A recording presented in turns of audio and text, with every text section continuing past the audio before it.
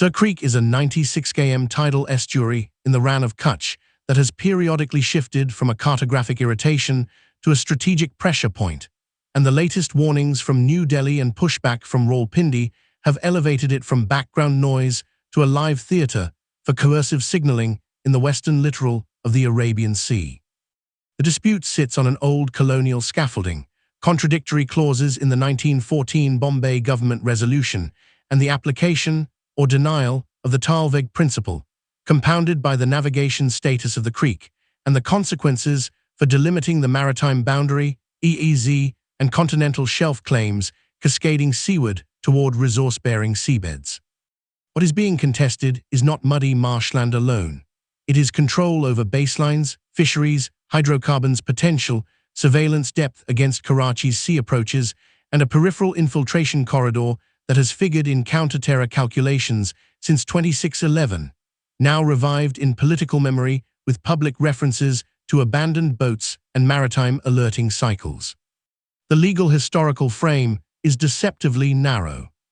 India points to the 1914 resolution's thalweg logic when a channel is navigable, mid-channel pillars, and subsequent maps placing the boundary along the navigable thread, aligning with international practice on riverine and tidal channels.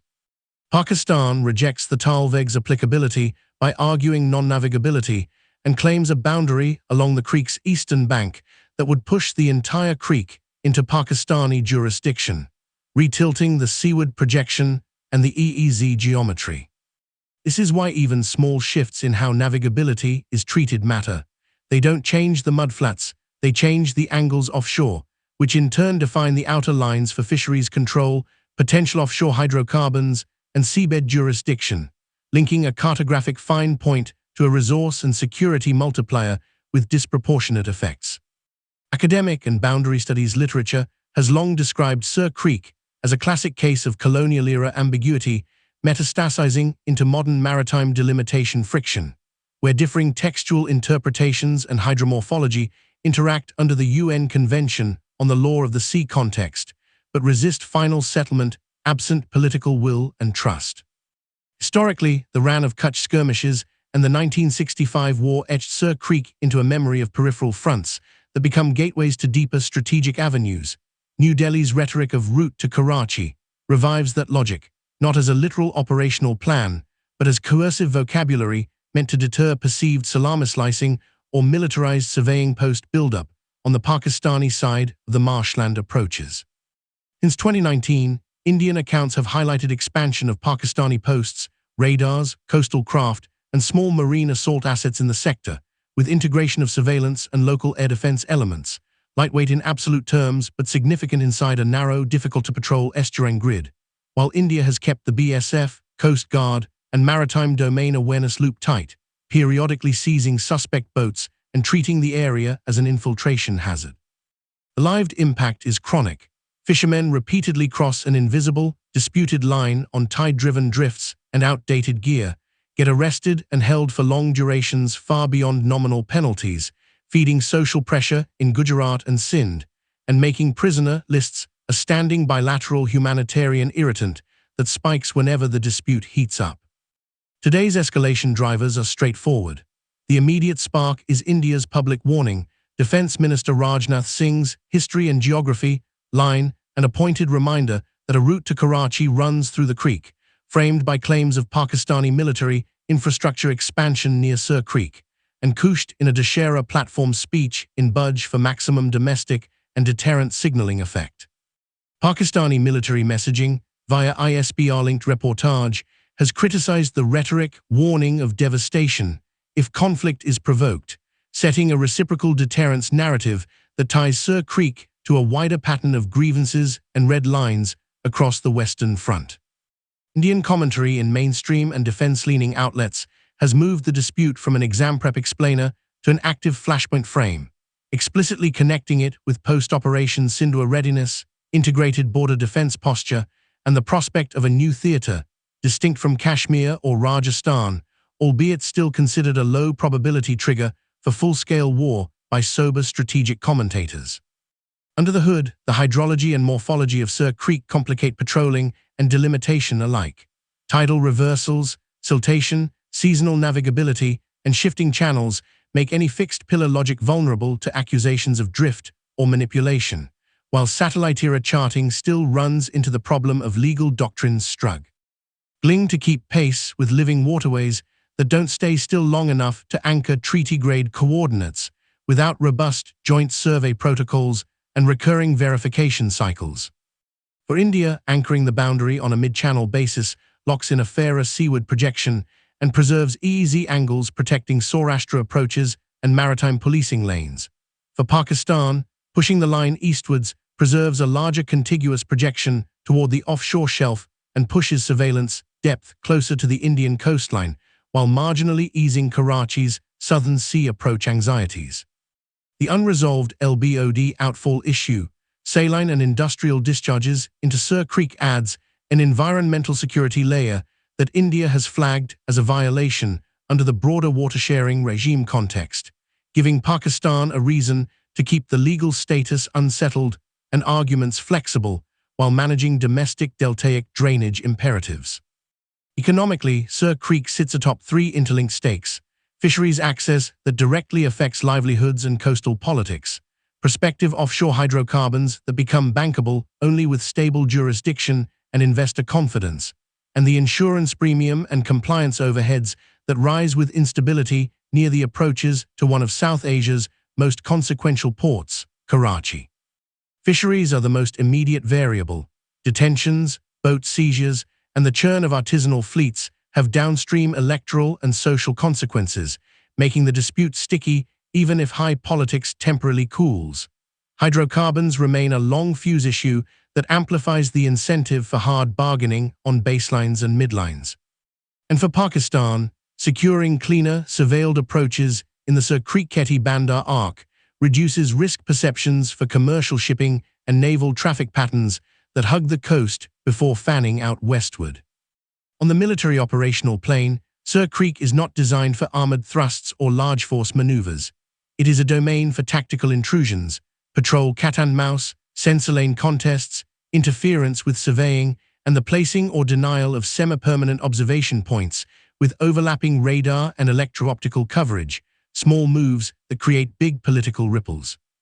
That is why the sharp rhetoric should be read as deterrent posture rather than prelude to a campaign.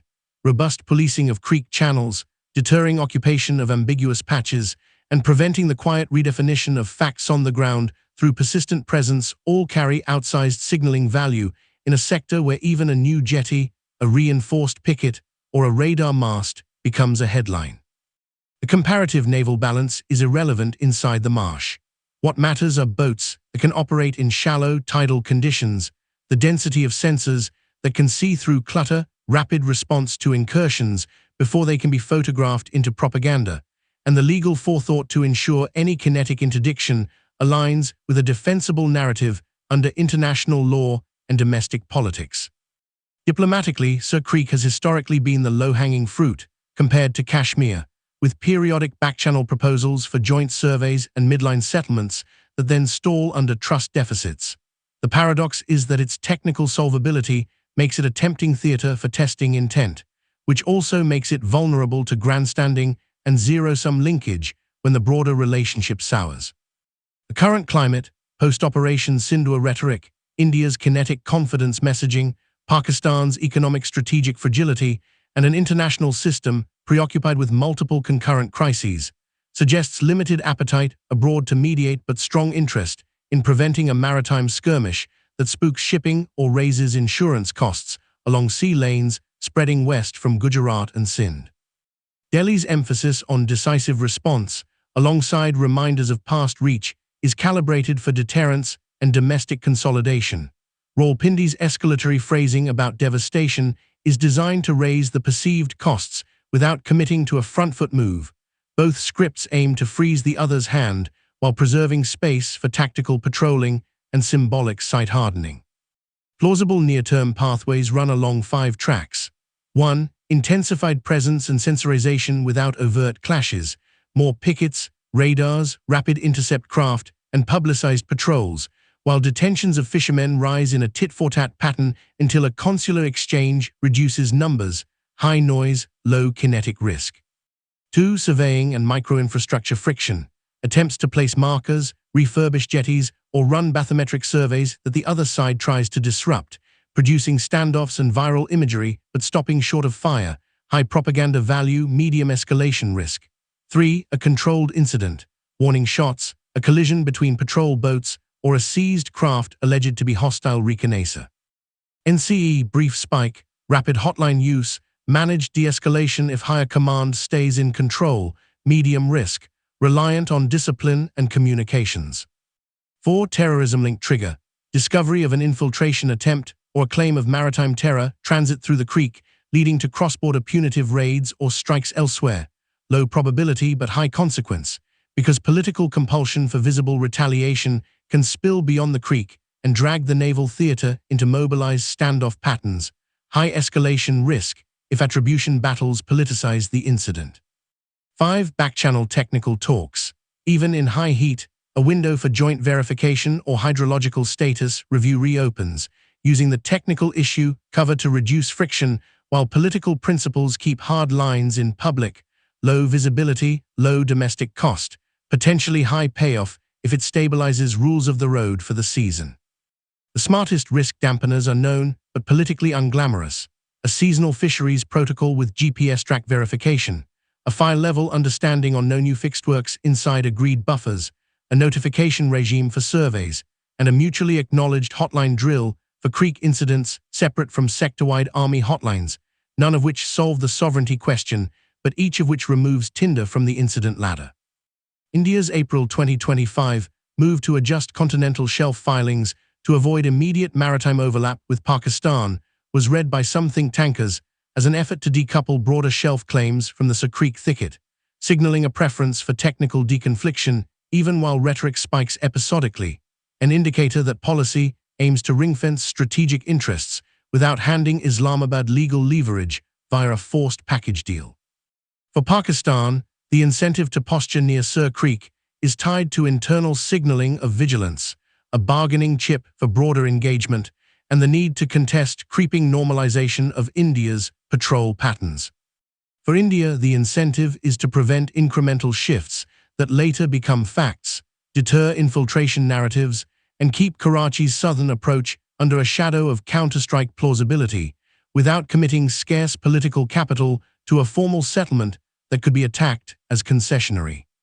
Expert op-eds converging this week make 2 core points. First, the probability of a war breaking out over Sir Creek remains low because the terrain punishes offense, escalation pathways are well understood, and neither side sees advantage in trading fire in a swamp that provides no decisive tactical prize. The function of Sir Creek is leverage and signaling, not breakthrough. Second, the risk of accidental or politically incentivized clashes is non-trivial precisely because small tactical acts, placing a mast, interdicting a survey boat, detaining a cluster of fishermen, carry high symbolic value, and the current rhetoric has primed domestic audiences to see firmness as proof of credibility, shortening leaders, de-escalation runway if pride is pricked on camera. In that space, the most realistic endgame is not a sudden grand bargain, but a phased normalization. Codify what both already do.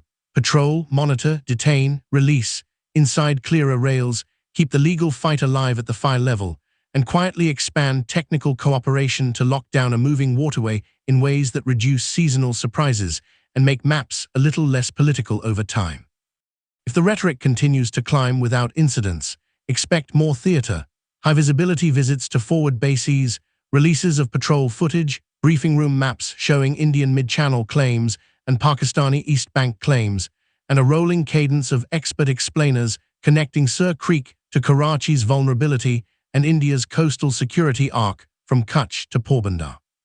If an incident occurs, expect rapid narrative warfare, Delhi emphasizing infiltration prevention and international law on mid-channel delimitation, Islamabad emphasizing sovereignty, non-navigability claims, and the perils of Indian adventurism, each side invoking past wars and recent operations to reinforce deterrence credibility while testing whether the other blinks first at the cost of escalation.